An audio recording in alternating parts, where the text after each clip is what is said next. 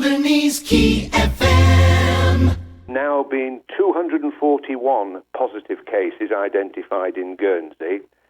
Of the 2,556 tests undertaken, 2,254 have been returned as negative for COVID-19, and there are 71 results awaited. Sadly, 10 people have died, including one person who died in hospital, but also there have been a further 4 presumptive deaths where coronavirus may have played a part. 123 people have now recovered from COVID-19. So the figures would suggest that this is now under control and that we will not see, hopefully, the sort of curve which has been demonstrated in other jurisdictions. And the reason I think that we can be confident is because of the testing regime that Dr. Brink has put in place. So again, we're in a good place, but let's not be complacent.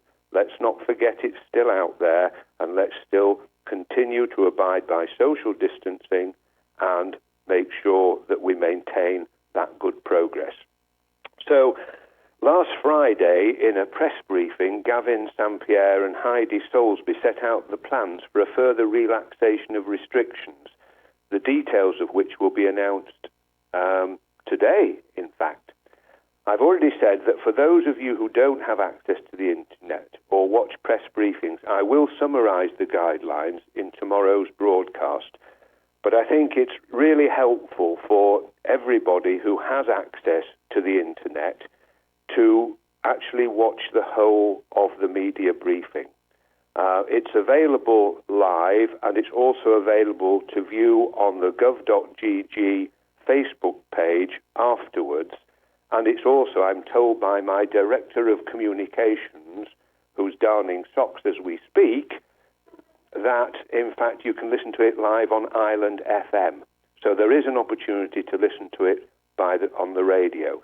And I think the reason that this one is so important is because this is going to hopefully get some of us back to work. But, as is always, and what I've found throughout this whole crisis, the devil is always in the detail.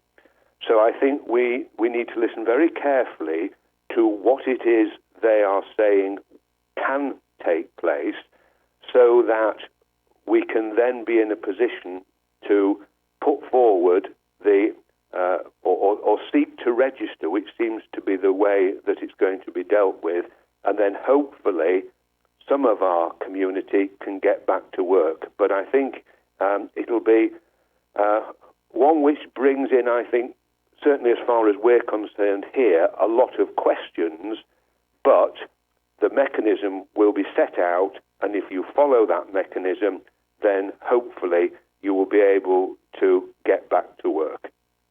So it's becoming clearer that some businesses, for example, those working outdoors, such as gardeners, window cleaners, decorators, and some construction workers, will be able to return to work if they are able to demonstrate that they can maintain social distance. This is good news, as it represents another small step back towards some sort of normality. But I ask anyone again, please read the guidance, which will be printed, I assume, later today on the gov.gg coronavirus website. So that, again, is another reference tool to use, so that will help guide you through the process. And as Gavin St. Pierre said, they're not choosing one particular job over another one. What they're simply doing is saying, well, which jobs can be safely carried out, having regard to health precautions and social distancing. But it is a step forward. It is a relaxation of the restrictions on our ability to work, and I think we should welcome that and embrace that as being the second stage in what we now know is a 4-stage process. Now, there's been one or two inquiries about the breakwater and the maintenance of the breakwater. And I'm pleased to say that in keeping with the approach which will apply from Saturday, which are the new provisions, discussions with the Director of Environmental Services in Guernsey have confirmed that the repairs to the winter storm damage to the breakwater will commence soon. These works, which were paused a few weeks ago because of the current emergency, are now the subject of mobilisation planning and will commence over the next few weeks. The plans will include safe operating procedures to maintain social distance wherever possible and will be carried out in accordance with the same requirements that apply to other occupations returning to work. This work will primarily use people already based on the island for both repair and diving work, thus reducing the need to bring as many critical workers in from Guernsey and further reducing any risk that the virus might inadvertently be brought to Alderney. So the needs of the island have been taken into account through some close partnership work between the states of Guernsey and the states of Alderney, which will ensure that we get the vital repairs done to the breakwater as well as containing the risk of the virus spreading. So again, that's more good news and again, further example of the good working relationship we have with Guernsey and how, as things are changing at the weekend, we can now take advantage of it. Now, turning now to the topic of the way in which government is continuing under the current very unusual circumstances. Many of you will have noticed that the UK Parliament reconvened yesterday using remote technology for many MPs to listen and participate in debate, although the business of remote voting is still something of an unresolved issue for them. As far as the states of Alderney is concerned, we already have provisions in place under the emergency regulations to allow committees to be held remotely. It is early days with this process, and the first Policy and Finance Committee meeting will take place on Thursday as a fully remote meeting. However, we don't yet have the ability to hold a states meeting remotely. Provisions have been put in place for the states of deliberation to meet remotely, and it is anticipated that similar provisions will be in place for the states of Alderney later this week if the Civil Contingencies Authority approve the regulations which will be placed before them.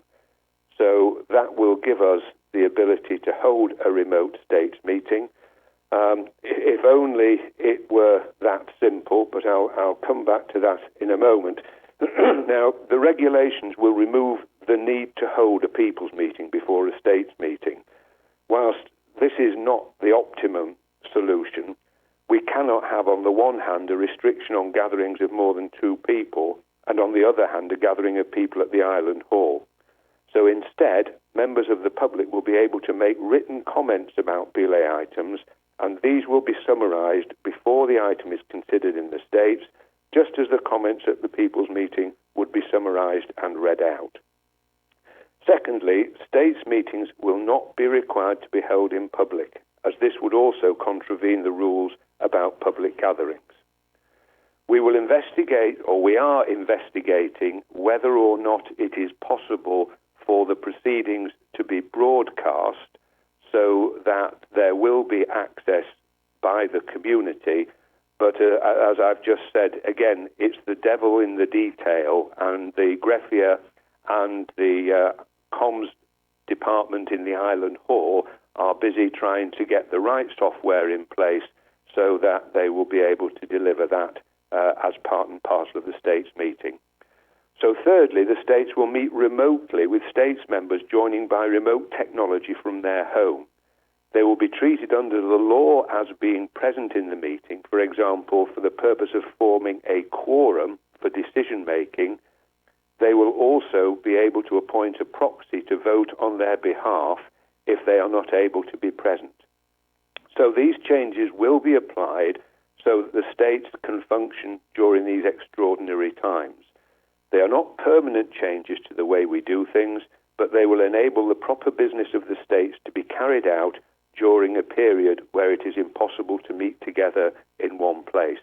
And I'm extremely grateful for the work that has been done by the law officers in Guernsey to draft the relevant regulations to ensure that our government can continue to function throughout this crisis. Now, the use of technology brings about all sorts of new challenges to those of us involved. My guess is, although we will have a rehearsal, it may well be that everything doesn't go perfectly on the night. So I would simply ask everybody to understand that this is all very new to us. There are elements of technology, certainly to some of us, which are completely new, but also there are huge advantages around the technology which allow us to deliver government even in these difficult times. So it might not be seamless, but we will make sure that we do it the best way we can, and fingers crossed, make it available to the community as well. So the other thing I said yesterday that I would mention this morning is an appeal which I have set up, and it's called the Helping Hand Appeal. Now, I made reference to it in the recent newsletter, but for those people perhaps listening off island who didn't get a copy of that, it's well worth doing, I have to say, and can and should be downloaded from the States of Alderney website, because it gives you a really good insight into exactly where we are and exactly how it's affecting our community, and it also demonstrates the really positive features which we have been able to highlight even in these difficult times. So it's a really informative, uplifting read, and I have to say the photograph of me is not half bad. So I've started the appeal, and the reason I did it simply was this, that I was approached by Barbara Benfield, who was concerned about provision for our most elderly and vulnerable residents. And it may well be that we have people on the island who are living on a fixed income and who will find it increasingly more difficult to manage on a day-to-day basis if they find that their pensions just don't go far enough. So prices of food, we know, are already increasing. That's just unhappily a consequence of supply and demand. There's nothing we can do about that, and our supermarkets are working really hard to give us options and to give us the food that we would normally buy. But it will have an impact. So what this appeal is there is to just help make people's lives that bit easier, and so they don't have to make choices which they shouldn't have to make. And I think we know from the generation of our most senior citizens that they won't always ask for help, because they come from that generation where you just make do and you do the best you can in the circumstances. Well, those are really important values that those war babies like us, or subsequently that generation, were brought up with. But we seem to have lost sight of that a bit. So what I'm saying is we want to identify the people who might be struggling, and we're going to offer them some support. And it's really just a question of using resources which hopefully will form part of the donations to support our most vulnerable members of the community. But further than that, we know that there are funds available from Guernsey for people who have found themselves losing their jobs, or they've been laid off, or they're just waiting for the economy to reboot, and they can make those applications to Guernsey, and they will be assessed and they will receive awards under that system. But it may be, because the system is really strained in Guernsey, and although a lot more facilities have been put in place, nevertheless there might be short-term problems in people actually being able to access that funding. So again, this appeal will give us the ability to make a short-term interim award to somebody who has applied but has not yet received it and find that they're struggling.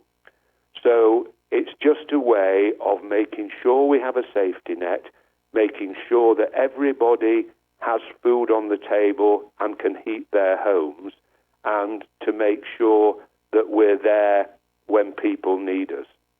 So that is strict. That's the understanding. But again, I come back to the devil in the detail. I had no idea how complicated this would be in setting up, but I've had some fantastic support from the civil service, and together we have been able to put together a structure which is robust. It has all the legal protections and will have a governance system to ensure that the funds which are received are properly distributed.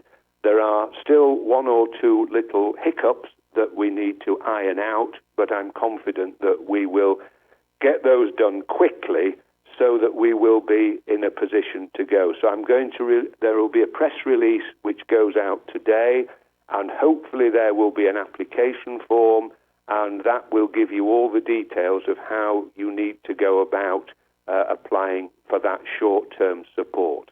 And I'm delighted to say that we've already received some generous donations, so it's all looking pretty good. Just one or two I's and T's to do the usual, and then we should be good to go. Now, we have to have some governance around this, and we have to have some mechanism by which we can decide how much we think someone needs to help them through the process. So I have asked Barbara Benfield, Neil Hunter, and Gabrielle, my wife, to be that body which will look at the claims, and they will make a decision. And I think we all know that between the three of them, there probably isn't anybody on the island who isn't known and who would fall through the cracks. So if you know anybody that you think is struggling, please let us know, because we don't want people to suffer in silence. It's hard enough to have at a stage in your life where you shouldn't really have to face additional stress and strain, for people to have to stay at home, not meet their friends, not go out for a coffee, and I know that the impact of that is significant. So it's just so people know we're here and we've got it. So I was contacted yesterday by Martin Winwood, the headmaster from the school, and the school also want to make a contribution. So they've set a target of £2,000, which will be donated to the Helping Hand Fund, and they will do that by doing their school daily mile. So great exercise, but with a great end result. And again, that's something which is really good to know, that the youngsters will be buying into this. Again, it's this idea of supporting our wisest and most highly revered members of the community. So again, they have letters now from the children, which have been a massive success, and now they're also going to feel that the children are making that financial contribution as well. So really, I think today has been another very positive day, and I think on that note, Dougal, that's me done. Lovely, William. Thank you very much for that, and definitely lots of positives there, which is a great thing. And talking of positives, I'm not sure if this is a positive or not, but since you've been on and you started off by talking about your dance, we've since had a text in to say that due to your dancing prowess, you are now being described as the new Snake Hips. And I won't tell you who said that, but so that's what we're going to know you as now in your dancing thing anyway, is the new Snake Hips. Well, do you know what? I'll take that. As I said yesterday, if it brings a smile to people's faces, then that's been well worth it. Yes, it does. And just in case you weren't listening, the Island Medical Centre, they did get involved this morning. It's now been uploaded onto our system. They've challenged the dental practice, and I've had a text from them, so I think they're going to get involved tomorrow. So I think it's wonderful now that people are starting to get involved in this. Well, I think I'm quite ahead of the field at the moment, Duke. I'm looking for 1,000 today. I'm looking for 1,000 views. Well, stranger things have happened. Well, and already have. Yeah. But we can all keep positive. We can all find the fun in things. We can find fun in ourselves, and in doing that, it just spreads the message and it spreads the support. And I think, once again, what a fantastic community. Yeah, it's our great British spirit that's done it. Great Alderney spirit. And Alderney spirit, of course, which is even more special. Of course it is. Okay then, William. Okay. Well, we'll speak to you again at 9:15 tomorrow, so thank you very much for that. Thank you. Well, I think tomorrow might be, it might be a bit longer because there's going to be all the regulations that we're going to have a look at. So, okay then. I'll do my best to keep it as concise as possible. Okay then, William. Okay, thanks. Thank you. Stay Bye. safe, Bye for everybody. now. Bye. Bye. Alderney's Key FM.